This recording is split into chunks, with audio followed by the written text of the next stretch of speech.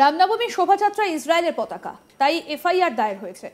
গত 6 এপ্রিল ভাটপাড়ার রামনবমী শোভাযাত্রা ছিল, আর সেই শোভাযাত্রায় প্রাক্তন সাংসদ অর্জুন সিং সহ বিজেপি নেতা প্রিয়াঙ্গু পান্ডের হাতে ইসরায়েলের পতাকা দেখা যায়। তারপর থেকে এই ঘটনাকে কেন্দ্র করে বিতর্ক শুরু হয়। এই ছবি সোশ্যাল মিডিয়াতেও পোস্ট করা হয়। তারপর বিতর্ক আরও কয়েক গুণ বেড়ে যায়।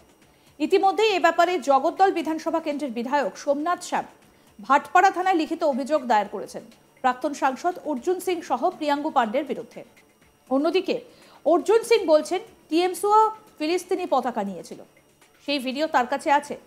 সংবাদ মাধ্যমের মুখোমুখি হয়ে জগদ্দল বিধানসভা কেন্দ্রের বিধায়ক সোমনাথ শ্যাম জানান, রামনবমী শোভাযাত্রায় ইসরায়েলের পতাকা হাতে নিয়ে বিশৃঙ্খলা তৈরি করার উদ্দেশ্য ছিল অর্জুনের, দাবি করেছেন তিনি। তার পাশাপাশি ভারত সহ বাংলার সংস্কৃতি নষ্ট করতে চাইছে। কি বলছেন বিধায়ক সোমনাথ শ্যাম, আসুন শোনাই। যে শোভাযাত্রা আমাদের বেরিয়েছিল সেটা আমাদের হিন্দু ধর্মের, সনাতনী ধর্মের যারা হিন্দু ভাইরা আছে তারা সবাই মিলে, মা বোনেরা মিলে সবাই আমরা একসাথে শোভাযাত্রাটা বার করেছিলাম। পথের দুপাশে ছিল আমাদের প্রচুর আমাদের মা বোনেরা, ভাইরা, ছোট ভাইরা তারা ছিল। সেই পরিস্থিতিতে এইখানকার প্রাক্তন সাংসদ অর্জুন সিং, যিনি সবসময় একটা বিশৃঙ্খলা তৈরির চেষ্টা করেছে ব্যারাকপুর শিল্পাঞ্চলে, তাকে দেখা গেছে তার হাতে একটু অন্য দেশের পতাকা নিয়ে তিনি ঘুরছেন। তিনি কি মনে করতে চাইছেন এই পতাকাটা দেখে? এটা মানে হলো আজকে তিনি ইসরায়েলের পতাকা দেখাচ্ছেন, কালকে অন্য দেশের পতাকা দেখাবেন। এটাতে ভারতের সংস্কৃতি নষ্ট হচ্ছে, এবং বিশেষ করে আমাদের বাংলার যে কৃষ্টি সংস্কৃতি আছে, যেভাবে আমরা ধর্মকে নিয়ে চলি, সেই জায়গায় এই ধরনের একটা বিশৃঙ্খলা তৈরি করা ওনার উদ্দেশ্য ছিল যে এখানে কোনো রকম ভাবে একটা ধার্মিক দ্বন্দ্ব তৈরি করে একটা ঝগড়া লাগানো। ওনার একটা অনেকদিন আগের থেকেই এই মনসুবা ছিল, কিন্তু এবার মনে হচ্ছিল তিনি প্রকাশ্যে এসে গেলেন যে হাতে ইসরায়েলি ঝান্ডা নিয়ে তিনি ঘুরছেন। আমরা পুলিশ কমপ্লেন করেছি, আমি ব্যক্তিগতভাবে করেছি, এবং বলেছি প্রশাসনকে এটার উপরে অ্যাকশন নিতে। বলছি যে উনি বলছেন, মানে প্রাক্তন সাংসদ অর্জুন সিং বলছেন বন্ধু দেশ, তাই বন্ধু দেশের পতাকা। ভারতের অনেক বন্ধু দেশ আছে, সেই দেশের নয় কেন? আর উনি কে? উনি প্রাক্তন সাংসদ, উনি এখন কেউ নয়, উনি একটা সাধারণ ব্যক্তি। সেই ব্যক্তি হঠাৎ করে যে কোনো দেশের পতাকা নিয়ে যদি একটা ধর্মীয় মিছিলে উনি হাঁটেন, তার মানে ওনার মতলবটা কি? ওনার মতলব হচ্ছে এখানে একটা প্রসঙ্গের কিছু একটা তৈরি করা।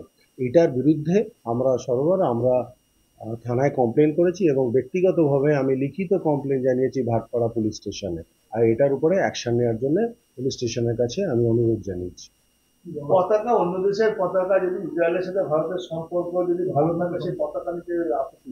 আমি আপনাকে জানাই যে কারোর সাথে আমার সম্পর্ক ভালো থাকতেই পারে, বিবাদও থাকতে পারে, তো সেটা কোনো আমার রামনবমীর মিছিলে কেন সেটা উনি তার বাড়ির উপরে লাগিয়ে সেটাকে প্রতীক জানান, উনি অন্য কোথাও লাগিয়ে জানান। উনি হঠাৎ করে রামনবমীর শোভাযাত্রা, যেটা নিয়ে উনি বিতর্কীয় কথা এবং অনেক রকম অর্জুন সিং কথা বলছেন, তো সেটা তো অর্জুন সিং হঠাৎ করে কাকিনাড়ার বুকে হাতে ইসরায়েলি ঝান্ডা কেন তুলে নিলেন? তার মানে এটা একটা মানুষের মধ্যে একটা বিভ্রান্তি করার চেষ্টা করছে।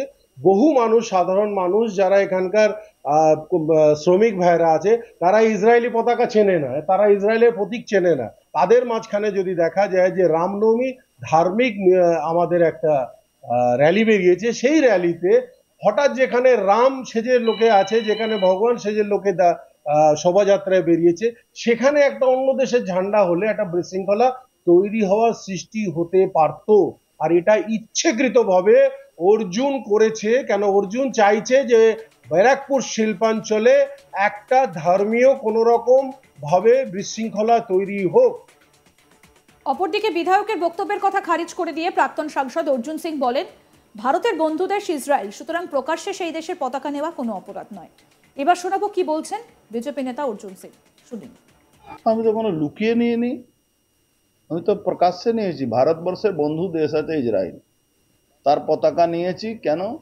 বিগত 24শে মহরমে জুলুসে দিন আমার কাছে ভিডিও ফুটেজ আছে, এখানকার জিহাদিরা ফিলিস্তিনি ঝান্ডা ঘোরাচ্ছিল। কোন ফিলিস্তিন? যে মানবতার দুশ্মন, মানব জাতির দুশ্মন, মহিলাদের উপরে অত্যাচার করেছিল, মহিলাদেরকে কিডন্যাপ করে খুন করেছিল, তখন ইসরায়েল হামলা করেছিল হামাস আতঙ্কবাদী সংগঠনের উপরে। ফিলিস্তিনের যে হামাস আছে তার উপরে হামলা করেছিল। আমি খুব খুশি, আমি হিন্দুদের যারা সনাতনীদেরকে সমর্থন করে আজকে ভারতবর্ষের ডিফেন্স সেক্টরে সব থেকে যদি মজবুত করার যদি কোনো দেশ আমাদের পাশে আছে, সে হিন্দুস্তানের ইন্ডিয়ার ভারতের সব থেকে বড় বন্ধু দেশ হলো ইসরায়েল। ইসরায়েলের ঝান্ডা নেব না তো কার ঝান্ডা নেব? পাকিস্তানের ঝান্ডা নেব? ভারতবর্ষ ঝান্ডা উপরে, তার নিচে ইসরায়েলের ঝান্ডা। দেখুন আমি যা করেছি খুব চিন্তা ভাবনা করে করেছি। আমি টিপ পরলে আমি কমিউনাল হয়ে গেলাম, আর টুপি পরলে সে সেকুলার হয়ে গেল। এটা কি? আমি টিপ পরবো, আমাকে তুমি কমিউনাল বলো, আমি শিখা রাখবো, আমাকে কমিউনাল বলো, তাতে কিচ্ছু যায় আসে না। ভারতবর্ষে আইনে পাকিস্তান জিতলে যারা পতাকা ঝোলায় আর বাজি ফাটায়, তার কাছে আমাকে কৈফিয়ত দিতে হবে? আর এ তো জিহাদির পার্টি, মমতা ব্যানার্জি দলটাই তো জিহাদিদের দল। এ দলে আর হিন্দু কোথায়? এ দলে তো শুধু মুসলমানের তুষ্টিকরণ। বিজেপি নেতা প্রিয়াঙ্কু পান্ডে কি বলছেন এবার সেটা শোনাবো। সে এফআইআর হতেই পারে, তার থেকে কিছু যায় আসে না। তৃণমূল কংগ্রেসের সরকারে ভারতীয় জনতা পার্টি লিডারদের উপরে, কার্যকর্তাদের উপরে এফআইআর হবে না, এটা তো ঠিক না, হওয়ার দরকারও আছে, হোক।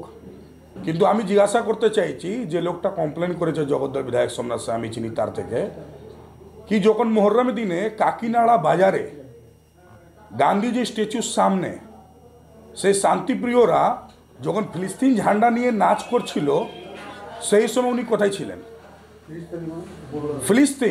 ফিলিস্তিন যাকে হামাস কন্ট্রোল করে রেখেছে, সেই ফিলিস্তিন ঝান্ডা যখন উনি নিয়ে তারা যখন নাচ করছিল, নৃত্য করছিল, তখন উনি কোথায় ছিলেন? কেন সেই সময় কোনো কথা উনি বলেননি? আজকে দিনে যখন আমরা তার প্রতিবাদ করার জন্যে ভারতবর্ষের জাতীয় পতাকা নিয়ে জয় শ্রীরাম উচ্চারণ করতে গিয়ে ইসরায়েলের ঝান্ডা হাতে নিয়ে রেখেছি, তাহলে এফআইআর করছেন? এটা কেন? আজকে ওনার জানার দরকার কি ইসরায়েলের সঙ্গে ভারতবর্ষের একটা বন্ধুত্ব সম্পর্ক আছে, কিন্তু ফিলিস্তিনকে ইন্ডিয়া গভর্নমেন্ট কোনোদিন বলেনি যে ফিলিস্তিন আজকে দিনের কোনো দেশ আছে।